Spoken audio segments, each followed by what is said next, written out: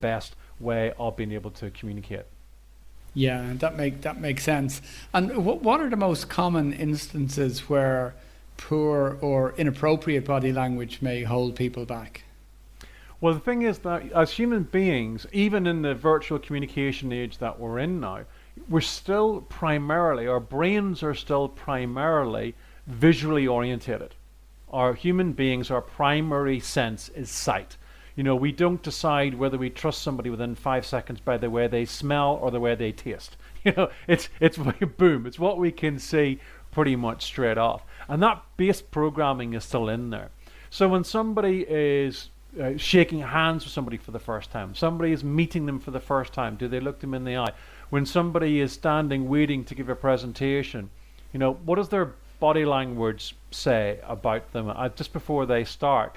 I got a challenge many years ago, and it stuck in my mind, where I was talking about first impression. I was talking about, well, when I came to the podium and when I spoke. And somebody stuck their hand up and said, actually, no, your first impression was 20 minutes ago when you walked into the room. And I was like, oh, yes, right, like it.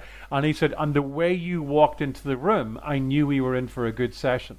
He said, I made my decision 20 minutes ago, not the point that you're talking about. And it was like, you know what? You're absolutely right. I mean, it's almost like there's a second first impression.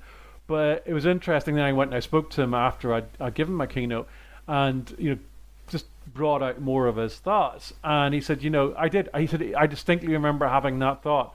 Oh, he knows. He looks like he knows what he's doing. Now, I wasn't at the podium. I wasn't talking about my content. He just, on an unconscious level, just noticed the way I'd walked into the room and thought, yeah, this would be good. Yeah, I think in psychology they call it thin slicing, where Yes. people make a decision on somebody, in a minute or less. Yeah. And what's interesting is that it's actually proven to be true that Oh, quite yeah, often yeah, the first impression is actually accurate.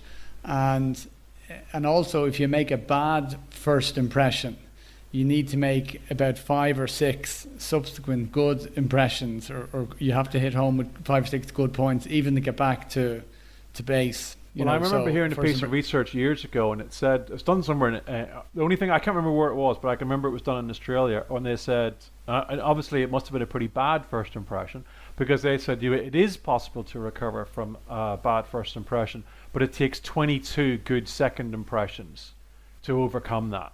I remember thinking, wow. So that's a lot of work. So yeah, get it right the first time.